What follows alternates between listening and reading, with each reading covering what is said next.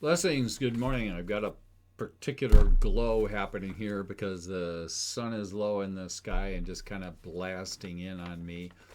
That's okay, it's fine, whatever. I have variable lighting on these things and it changes throughout the year because my office windows face the east and it's beautiful. I get to look at the clouds, the trees as they change in the seasons. It's a wonderful blessing. Very nice environment to work. I have an interesting piece of information that came to me from a member who was traveling, not in Europe, but in, I think it was Alabama, and went to church down there with her family. And came back, said that the pastor was preaching on marriage and was referencing the Lutheran marriage prison in a place called, if I pronounce it right, Birtan, Transylvania, which is now Romania. And there's even a picture of it here, very small, one room, one bed, one plate, one utensil. Everything's one. And a couple who came to the pastor at the time. By the way, this was a Saxon area that was established by Lutherans that came from Germany, or the Lutheran faith that came from Germany. That's why they're called Saxon, traditional Lutherans.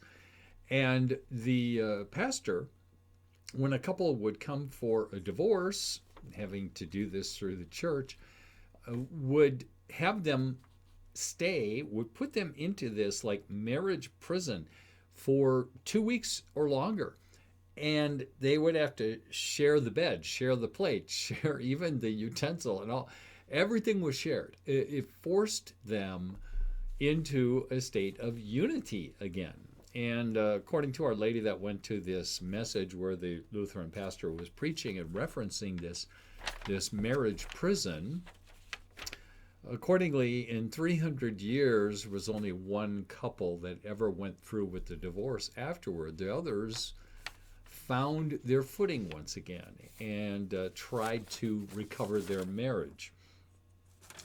I remember hearing about the fact that there were debtor prisons in Europe, and I think maybe even in America at one point there might have been debtor prisons where you were locked up for a while until you got your act together, until you made with your senses once again. And same thing with this marriage prison.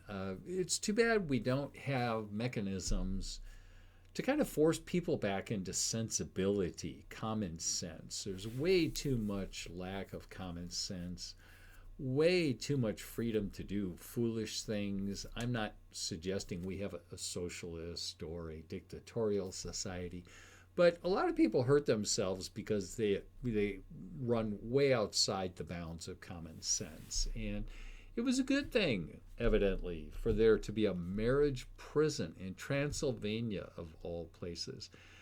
Well, it's around Halloween time, October.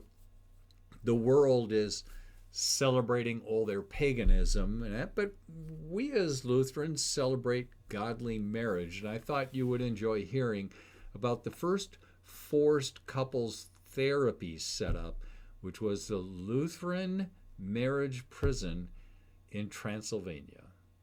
Blessings.